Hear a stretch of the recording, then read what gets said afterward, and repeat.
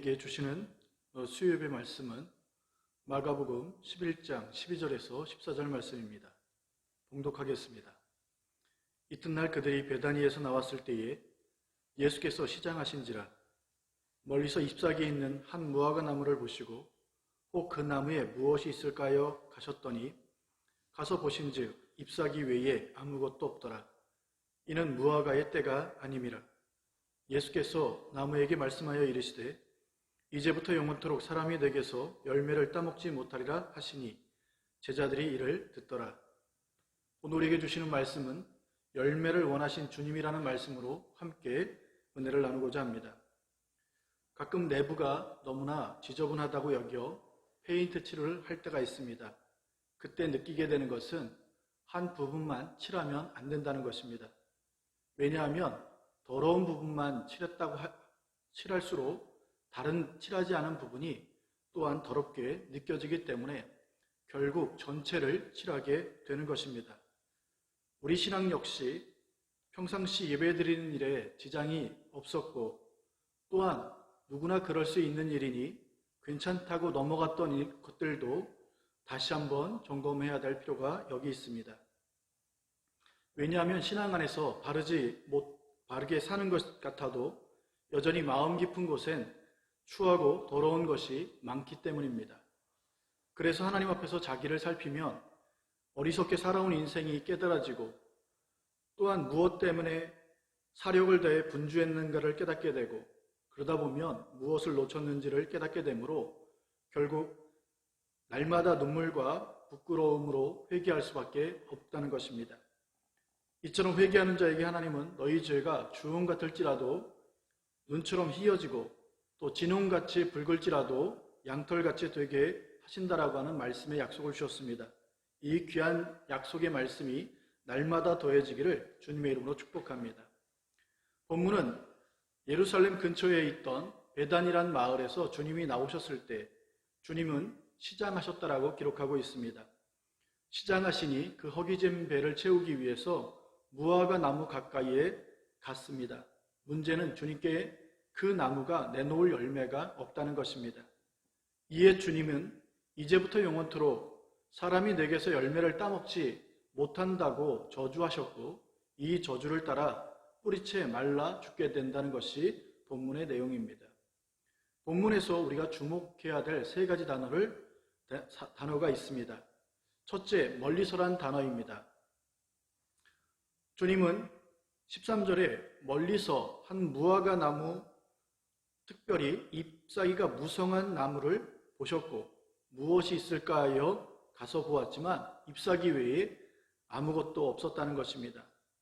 이는 멀리서 볼 때는 시장하신 주님을 충족시킬 나무로 보였지만 가까이 다가가니 시장하신 주님을 충족시킬 만한 모습이 아니었다는 것입니다. 대부분 멀리서 볼 때와 가까이서 볼 때 나타나는 모습이 전혀 다를 수 있기 때문에 관계에서도 피차 어느 정도 거리를 두는 것은 유익할 수 있을 것입니다. 왜냐하면 가까이 다가가서 보게 되면 지난날 보지 못한 모습 때문에 그나마 좋았던 인식도 나빠질 수 있기 때문입니다. 하지만 신자의 모습은 멀리서 보든 혹은 가까이서 보더라도 항상 좋은 인식과 인상을 줄 수 있는 그런 삶의 인격과 또한 신앙이 필요함을 성경은 요구하고 있습니다. 잎사귀가 있다는 것은 사람들 보기에 괜찮다는 것이고 그들의 지지와 인정만 받으면 하나님 없이도 잘 살 수 있다는 것을 의미합니다. 그래서 무화과 나무는 스스로 문제가 있다라고 인식하지 못했을 것입니다. 왜냐하면 지나가는 나그네에게 잠시 쉬었다 갈 수 있는 그늘을 제공해 주기도 하고 혹은 누군가에게 잎이 무성한 그 자체로도 멋지다라고 하는 평가를 받을 수 있기 때문입니다. 그럼에도 주님이 보실 때 더 이상 필요 없다라고 여기시면 주님 말씀을 따라 뿌리채 말라 죽게 되는 것입니다. 여기서 중요한 것은 주님이 날마다 열매를 내놓으라고 요구한 것이 아니라 단지 주님이 필요한 때에 내놓으라고 하는 것입니다. 그럼에도 내놓을 것이 없었다는 것이죠. 그러니 사람이 아무리 필요하다라고 말해도 주님께서 더 이상 필요 않다라고 여기시면 뿌리채 말라 죽게 되는 것입니다.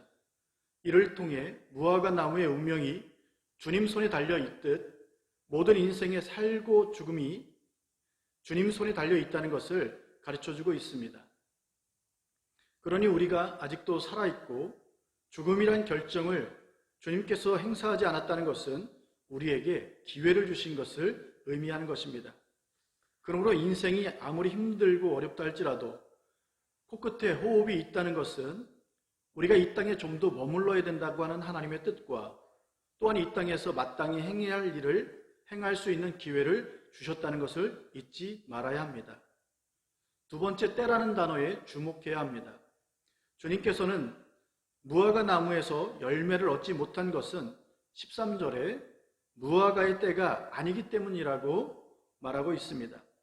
무화과 때가 되려면 좀 더 많은 시간을 기다리거나 계절을 기다려야 합니다. 하지만 주님은 그때를 기다려주지 않고 저주하여 말라 죽게 하는 심판을 내리십니다. 이를 통해 나무가 생각지 못한 주님의 때가 있음을 가르쳐 주는 것입니다. 노아 시대에는 사람들이 매일 먹고 마시고 시집가고 장가가는 삶에 집중하며 하나님의 때를 기억하지 않고 잊고 살았습니다. 그 결과가 노아 홍수였습니다. 그러면 지금은 무슨 때입니까? 요한 1서 2장 18절에 지금은 마지막 때라고 말하며 시편 119편 126절에는 지금은 여호와께서 일하실 때라고 기록하고 있습니다. 무슨 말입니까? 여전히 원수마귀가 우리를 넘어뜨리기 위해서 유혹하고 도전하고 공격하는 때가 분명하지만 그럼에도 하나님 역시 우리를 택하시고 부르시고 회복시켜 세우는 때라는 것입니다. 그래서 고린도후서 6장 2절에는 보라 지금은 은혜 받을 만한 때요 구원의 날이라고 선포하는 것입니다. 뿌리채 말라버린 무화과 나무는 나름 원망하고 불평할 만하고 주님께 항거하고 싶을 것입니다. 하지만 그 일은 어리석은 일이 될 것입니다. 왜냐하면 세상 모든 만물이 존재하는 목적은 하나님의 영광을 위해서 존재하고 또한 주님의 충족을 위해서 존재하기 때문입니다. 성경에서 죄란 단어는 원어로 보면 하마르티안이라고 합니다. 이는 관역에서 화살이 빗나가는 것을 의미하는 것입니다. 관역에서 화살이 빗나가는 이유는 두 가지입니다.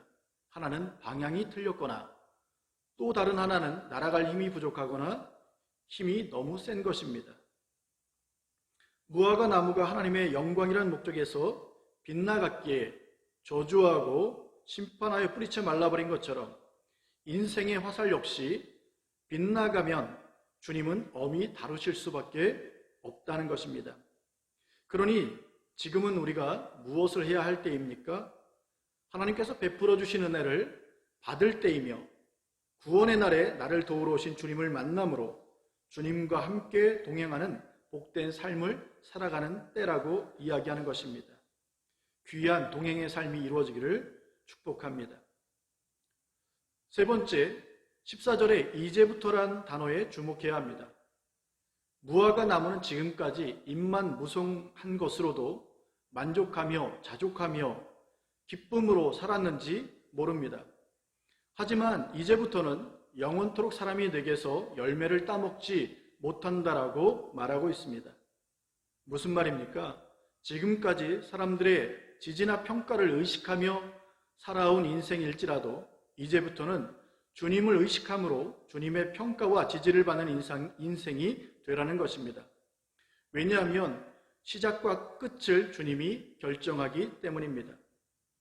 그럼에도 이제부터 주님과 함께하는 삶이 쉽지는 않습니다. 왜냐하면 우리 안에 갈등이 일어나기 때문에 그렇습니다. 많은 사람들이 이 갈등을 견디지 못하고 여전히 지금처럼 살았던 그 인생을 살아가는 것을 볼 수 있습니다. 주님은 이것을 아셨기 때문에 마태복음 10장 34절에 내가 세상에 온 것은 화평을 주러 온 것이 아니라 검을 주러 왔다라고 말씀하고 있습니다. 이것은 신앙 때문에 일어나게 될 갈등을 말하는 것입니다. 그럼 왜 갈등이 생깁니까? 주님께서 오셨는데 우리 안에 갈등이 생기는 이유가 무엇입니까? 거짓과 불의와 죄가 가득한 세상에서 의와 거룩함으로 살아야 하며 특히 죄와 싸우되 피 흘리기까지 싸워야 할 것을 주님께서 요청하고 있기 때문입니다. 이 싸움이 얼마나 힘들고 어려운지 사도 바울은 로마서 7장 24절에 오라 나는 곤고한 사람이로다 라고 고백하며 이 사망의 몸에서 누가 나를 건져낼 수 있냐고 탄식하지만 그럼에도 이 싸움의 승리자가 되는 비결이 무엇입니까? 로마서 7장 25절에 보면 예수 그리스도가 그 해답인 것을 가르쳐주고 있습니다. 코로나로 인해 힘든 시간들을 보내고 있습니다. 그러나 여전히 일하시고 여전히 회복을 명하시는 주님, 그 주님은 이제부터 시작하라는 것을 말씀하고 있습니다. 그럼 어디서부터 시작해야 할까요? 바로 골방에서부터입니다. 왜 골방에서부터 시작해야 되느냐? 사실 모든 역사의 시작은 이 영적 골방에서부터 시작되기 때문입니다. 그러니 주님과 친밀히 만나는 그 영적 골방에서 무릎을 꿇고 눈물을 쏟으며 주의 이름을 부르며 믿음으로 내딛는 그 믿음의 발걸음에 요단강은 갈라지고 대적들은 떠나가며 하나님이 위대한 일은 펼쳐지게 될 것입니다. 이 귀한 역사의 주인공이 되기를 주님의 이름으로 축복합니다. 기도하겠습니다. 하나님, 우리의 인생이 주님이 원하는 때에 주님께서 원하는 그 열매를 내어드릴 수 있는 복된 삶이 되기를 소망합니다. 잎사귀만 무성한 인생으로 열매가 없어 멸망당할 인생이 아니라 하나님, 잎사귀는 적다 할지라도 주님이 원하는 그 귀한 열매를 올려드림으로 주님이 잘했다 칭찬받는 하나님 이 땅의 사명을 감당하는 귀한 하나님의 사람들 되게 도와 주옵소서. 이제는 우리 주 예수 그리스도의 은혜와 하나님 아버지의 무한하신 사랑하심과 성령님의 감화감동 교통하심이 오늘 예배를 드린 모든 성도들 머리 위에 이제로부터 영원토록 함께 하셨기를 주 예수 그리스도 이름으로 축원하옵나이다. 아멘.